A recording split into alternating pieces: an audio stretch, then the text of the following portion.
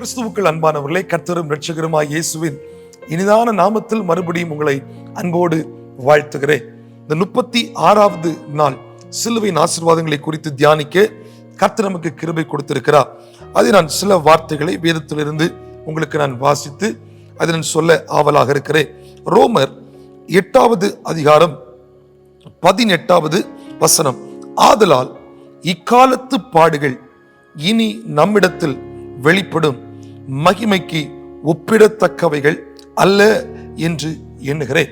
அப்போஸ்தலனாகிய பவுல் சொல்லுகிறார், இக்காலத்து பாடுகள் இனி நம்மிடத்தில் வெளிப்படும் மகிமைக்கு ஒப்பிடத்தக்கவைகள் அல்ல.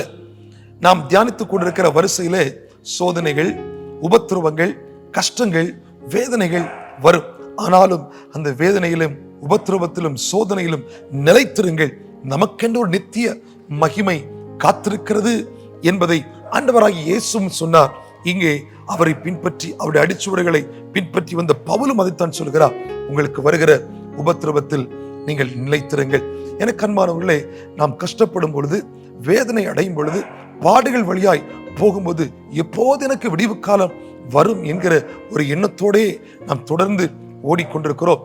சில நேரங்களிலே நமக்கு விடுதலை தாமதமாகும் பொழுது, சில நேரத்திலே கஷ்டங்களை கர்த்தர் அனுமதித்திருக்கும் பொழுது, சில நேரங்களிலே நமக்கு வருகிற பிரச்சனை முடிவுக்கு வராமல் நாம் தவித்துக் கொண்டிருக்கும் பொழுது நாம் சோர்ந்து போக கூடாது என்பதை வேதம் நமக்கு தெளிவாய் சொல்கிறது. நீங்கள் நிலைத்திருங்கள், இனி வரப்போகிற ஒரு மகிமை இருக்கிறது, அதை நினைத்து நீங்கள் தொடர்ந்து ஓடுங்கள் என்பதை வேதம் உணர்த்துகிறது.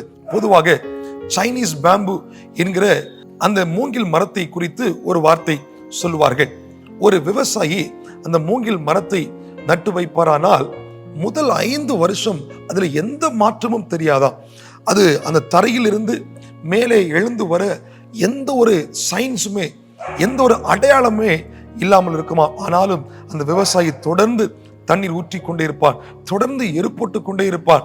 ஆனால் இந்த 5 வருடத்திற்கு பிறகு 2 மாதங்களில் அது 90 அடி உயரத்திற்கு அந்த மூங்கில் மரம் வளர்ந்து ஓங்குவான். ஆம் பிரியமானவர்களே, நமக்கு வருகிற கஷ்டங்கள், உபத்திரவங்கள், வேதனைகள், இக்காலத்து பாடுகள் நமக்கு வரும் பொழுது சோர்ந்து போகாதிருங்கள், பொறுமையிலே நிலைத்திருங்கள், அமைதியாயிருங்கள்.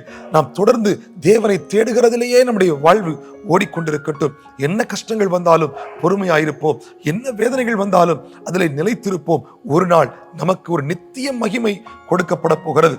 அந்த நாள் வெளிப்படும் பொழுது நாம் இன்றைக்கு பட்ட பாடுகள், இன்றைக்கு பட்ட பிரயாசத்திற்கு எல்லாம் பலனை கர்த்தர் நமக்கு சேர்த்து தருவார். சிலுவையின் மூலமாய் அந்த ஆசீர்வாதங்களை நாம் பெற்றிருக்கிறோம். சிலுவை தான் அதற்கு வழிகாட்டி இருக்கிறது, இயேசு தான் அதற்கு வழிகாட்டி இருக்கிறார். ஒரு நாள் நாம் இன்றைக்கு படுகிற பாடுகளுக்கு தக்கதாக அதற்கு அதிகமாய் பிரதிபலனை அந்த நித்தியத்திலே நாம் அனுபவிக்க போகிறோம்.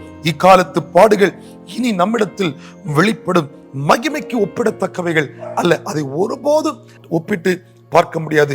இன்றைக்கு நாம் எவ்வளவு கஷ்டப்படுகிறோமோ அதை விட பல மடங்கு ஆனந்த சந்தோஷத்தோடு இருக்கும்படி கர்த்தர் உங்களுக்கு உதவி செய்வார்.